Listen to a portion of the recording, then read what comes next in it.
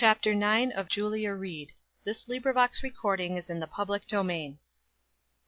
Ried by Pansy. Chapter 9, in which I have a religious conversation. "Frank," I said, "Frank Hooper, won't you wait a moment? I want to speak with you." And Frank came back and perched herself on a great stack of pasteboard, and eyed me gravely while I nervously donned my cloak and hat. I had been in my new sphere not yet 6 weeks, and in some respects was a curiosity to myself. I really at times seemed to myself to be two persons. At my boarding place I was treated by Mrs. Tyndall with unvarying kindness, and indeed with so marked a degree of familiarity that her influence over me had become almost unbounded. I was with her constantly during my leisure hours, and she had been giving me delicious and dangerous tastes of the gay world that had heretofore appeared to me only in books. Part of the time I considered myself gloriously happy and singularly fortunate, but there were hours in which I conceived a disgust for myself, and formed brilliant plans of an impossible reformation. These times nearly always came upon me in the shop, where the Julia Ried that I used to know seemed to lodge, and never by any chance came out from thence to be found at Mrs. Tyndall's. I was more or less familiar with all the girls, and had acquired a certain influence over them, not the kind of influence that Dr. Douglass had desired me to have, for I rarely spoke with any of them personally on the question of religion, but in a gay, frolicsome sort of way. They all liked me more or less, and listened with a good-humored toleration to my occasional lectures on propriety. Speaking of Dr. Douglass, my relations with him were rather annoying. I saw very little of him. The evening lessons that had been commenced by me in such glee were so constantly interrupted that they had now only a stray evening, once a week possibly. Mrs. Tyndall entirely disapproved of them, thought I was sufficiently occupied all day, and that at evening my mind needed rest and relaxation, which she was continually finding me in the shape of a rare concert for which Mr. Tyndall had secured tickets, or a lecture of unusual interest, or a little social gathering, or possibly a headache which needed a walk in the fresh air, with me for a companion, to relieve it. And she was so uniformly kind and thoughtful and winning that it became every day more difficult to resist her. Dr. Douglass had ceased to remonstrate, or even to comment; was always ready for me on those rare evenings when I presented myself with my arms full of books, and never questioned me as to my engagements or plans for the coming evenings. But mother and Sadie constantly wrote of him as if he were my natural protector, and took it so entirely for granted that I deferred to him in all things, that sometimes it chafed and sometimes it troubled me.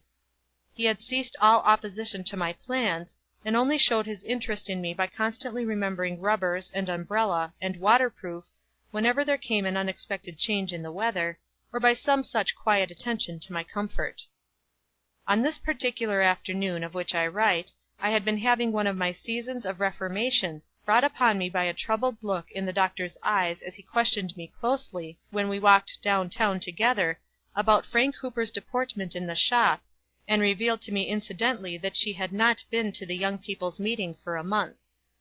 It was Saturday, and we were having a sort of half holiday, and although I had engaged to accompany Mrs. Tyndall in a calling tour, I yet resolutely recalled Frank, resolved upon a few minutes' serious conversation with her. So there she sat upon her pile of pasteboard, erect and composed, while I nervously buttoned and unbuttoned my cloak. At last I plunged into the very center of what I wanted to say. "Frank, why don't you go to prayer meeting any more?" The cool gray eyes seemed to be searching me through and through, while Frank composedly swung her heels against the pasteboard. Finally she said: "How do you know I don't?" How, indeed? Was that a tacit reproof for my own absence from the meetings, for I had not been there since the first Saturday evening that I had spent in Newton? I felt that Frank had me at a disadvantage, but her gray eyes were waiting and must be answered, so I said nervously: "Dr. Douglass told me so this noon."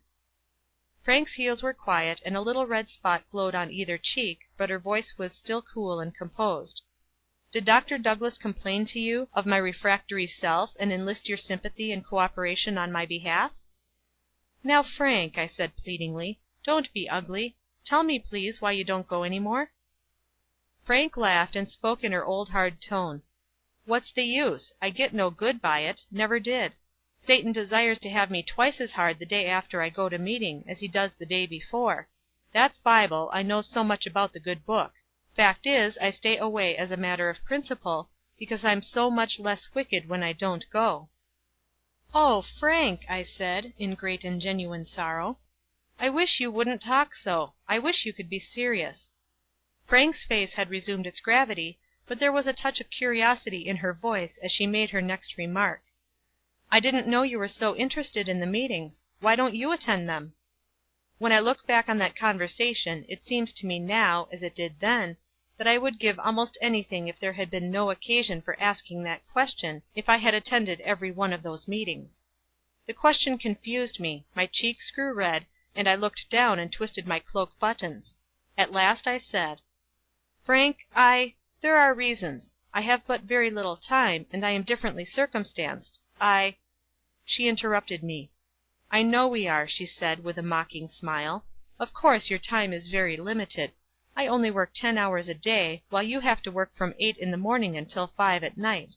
Besides, I board at the Powell Mansion, on Green Street, while you are domiciled at Madame Tyndall's, corner of Harvard and Genesee Streets, and that, of course, makes all the difference in the world, with our ability to go to prayer meeting." I answered her coldly: "I don't think I deserve such treatment from you, Frank. I have never given you any reason to suppose that I felt superior to you, and you know I don't mean any such thing." Frank jumped down from the pasteboards and confronted me, erect and dignified.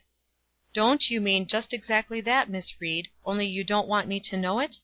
Don't you stay away from the young people's meeting because Mrs. Tyndall has represented to you that it is not quite the thing, that it is well enough for shop girls and office boys, and other scum of creation, but that our set are never found there? That, in short, you would lose caste with the world, that even Mrs. Tyndall couldn't consent to pilot you through its intricate mazes if you lowered yourself to an equality with those poor wretches, picked up from nobody knows where? I've heard her talk, Miss Ried. I know just how daintily she sinks herself into the depths of her easy chair when she disposes of her offscourings of the world. I even know in what corner of her elegant room the chair probably stands. My own used to stand just there. My father built that house, and my mother planned it, and I have seen the time when Mrs. Tyndall considered herself honored by an invitation to my father's house. But she passes me on the street now, with no knowledge of my existence. Her memory is probably defective. She has forgotten me." I listened to this story in great astonishment. Then the only difference between this girl and myself was, that I had always been obliged to turn my dresses, and make over my old hats, and economize in every imaginable way, in order to make a very little money meet my needs, while she had known what it was to be the daughter of a man of wealth and position. Strangely enough, the whole matter irritated me, and I spoke suddenly and sharply: "After all, Frank, what is all this harangue about? I asked you a very simple question, which had nothing whatever to do with the subject about which we are talking." Frank laughed. "Very true," she said carelessly. "I ran off the track.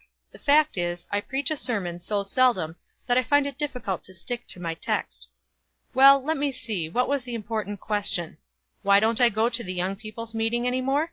My dear young friend, after mature deliberation, I have very nearly decided that it is because I don't. Now, I'm sure you can't complain that your question has not been answered." I did not know what to say next. I did not seem to be accomplishing anything. I made another effort. "Frank, have you really no interest in the subject?" "Which subject? The one on which we stumbled when we ran off the track? Yes, an immense interest. I'm engaged at present in calculating how many 16ths of inches Mrs. Tyndall's head is elevated above its ordinary poise whenever I meet her; also how much greater elevation the said head will endure before it reaches the clouds and soars altogether from my mundane sight." I fastened the last button of my cloak with a resolute hand, and spoke with dignity. "I did not ask you to stop in order to hear you talk nonsense about my friend. I am sorry you will not listen to anything serious. Good evening." Dr. Douglass, walking rapidly, overtook me before I reached the corner. He slackened his pace, and said carelessly: "You are early this afternoon, are you not?" "On the contrary, I am late," I answered, intent on my desire to have him know that I had been trying to do what I thought my duty.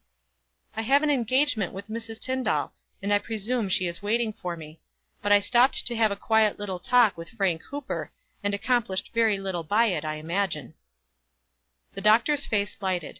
"Do you mean a religious talk, Julia?" he asked, eagerly. "Yes," I said, unhesitatingly. I remember it seemed to me at that time that my conversation with Frank Hooper had been very religious indeed. "I am very glad." The doctor's words were earnest and hearty. "I have been troubled about her of late. I feared she was hardening. How does she appear to you?" "Very bitter indeed. She would not listen to anything I could say, but commenced a very sharp and sarcastic tirade against wealthy people.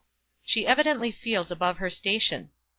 I added this very loftily, as one who looked from an immense height and beheld Frank Hooper miles below me, chafing over her station. "Against Mrs. Tyndall more particularly?" the doctor asked hesitatingly. The question angered me. "Oh, yes," I said. "Against her, of course. Every one seems to have a special grudge against her. It must be because people see how far superior she is to them." "Softly, Julia. The poor girl has special reason for bitterness of heart over the lady in question, and having no Christian principle to sustain her, perhaps it is not to be wondered at that she gives free rein to her feelings." But I was not to be calmed by the doctor's quiet tones. I spoke more impatiently than before.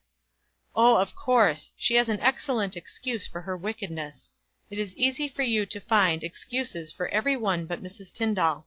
I think she must be your embodiment of all that is evil." His reply was grave and sad. "Am I, then, so uncharitable, Julia?" "Yes, you are," I said sharply. "You never omit an opportunity to speak disparagingly of her. I cannot think why you should dislike her so." At this point old Dr. Holmes waylaid Dr. Douglass, and I went on my way alone, excited and angry, over I hardly knew what. As I expected, Mrs. Tyndall was waiting, and I hurried my toilet as much as was compatible with my lately acquired ideas of the importance of that matter.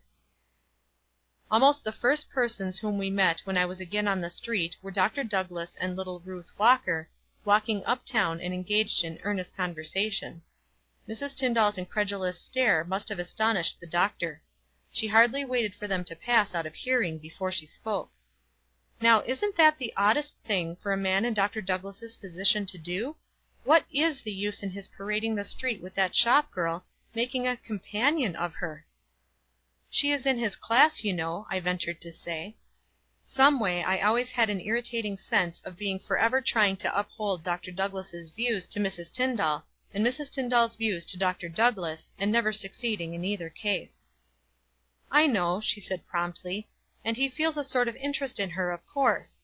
But is that any reason why he should treat her as an equal?" "Why, isn't she an equal, in the sense in which he treats her?" I asked stoutly, and she answered with a sort of surprised sweetness: "My dear child, is this paradise or is it the earth? Why isn't my Kate our equal?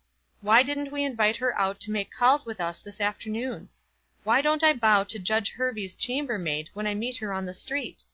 You see, you will get yourself into one interminable tangle if you mix in this subject, and I advise you to keep as clear as possible of the subject and the set."